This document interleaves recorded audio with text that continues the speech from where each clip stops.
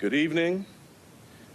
First and foremost, I want to thank the jury for its service.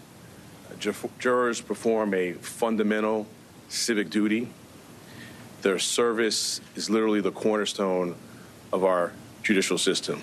We should all be thankful for the careful attention that this jury paid to the evidence and the law and their time and commitment over these past several weeks. 12 everyday New Yorkers, and of course, our alternates, heard testimony from 22 witnesses, including former and current employees of the defendant, media executives, book publishers, custodians of records, and others. They reviewed call logs, text messages, and emails. They heard recordings. They saw checks and invoices, bank statements, and calendar appointments. This type of white-collar prosecution is core to what we do at the Manhattan District Attorney's Office.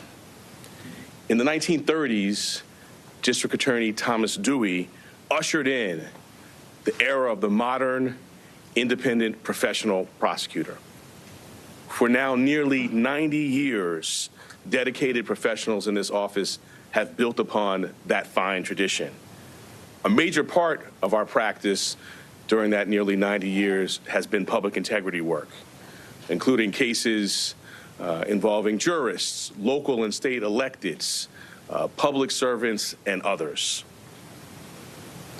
I want to thank this phenomenal prosecution team, embodying the finest traditions of this office: professionalism, integrity, dedication, and service. They are model public servants, and I am proud and humbled to serve side by side with them. The 12 everyday jurors vowed to make a decision based on the evidence and the law, and the evidence and the law alone. Their deliberations led them to a unanimous conclusion, beyond a reasonable doubt, that the defendant, Donald J. Trump, is guilty of 34 counts of falsifying business records in the first degree to conceal a scheme to corrupt the 2016 election. And while this defendant may be unlike any other in American history, we arrived at this trial and ultimately today at this verdict in the same manner as every other case that comes through the courtroom doors, by following the facts and the law and doing so without fear or favor. I want to conclude by expressing deep gratitude to the NYPD and the officers of the Office of Court Administration for securing the courthouse, all of our safety, making sure the courthouse and all of the other matters that are important in their own right continued seamlessly. They will continue to be and have always been incredible partners. Thank you.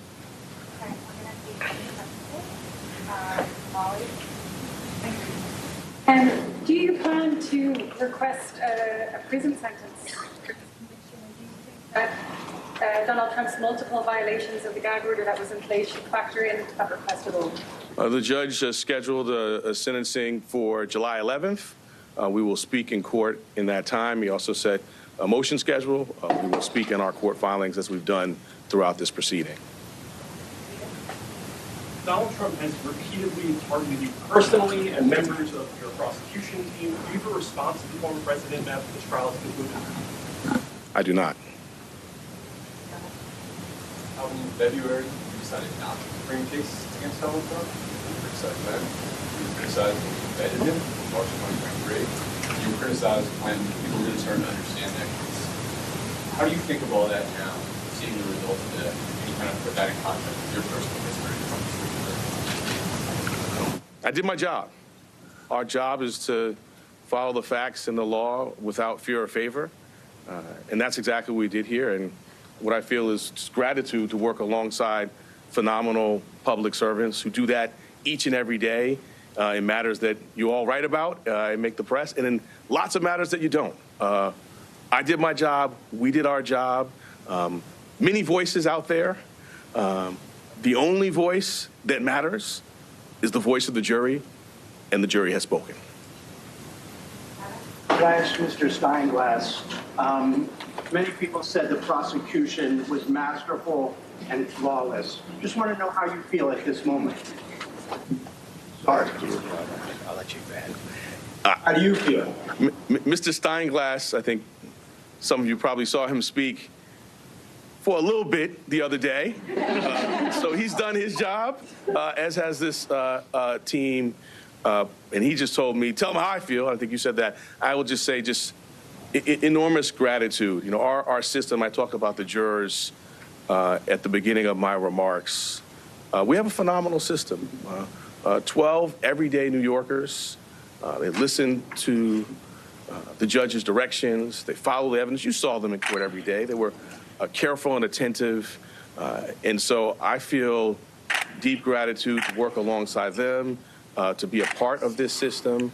And I just want to echo that this is what we're doing every single day. I mean, during this trial, just this week, right, a ghost gun indictment, Grimaldi's wage theft plea resolution, sex crimes, convictions, all sorts of work that's being done by phenomenal public servants. So we're before you today on this obviously consequential matter, but this is what we do every day. We follow the facts and the law without fear or favor.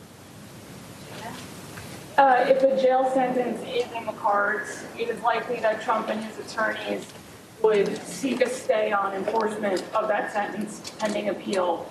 If that were the scenario, would your office object to staying the sentence?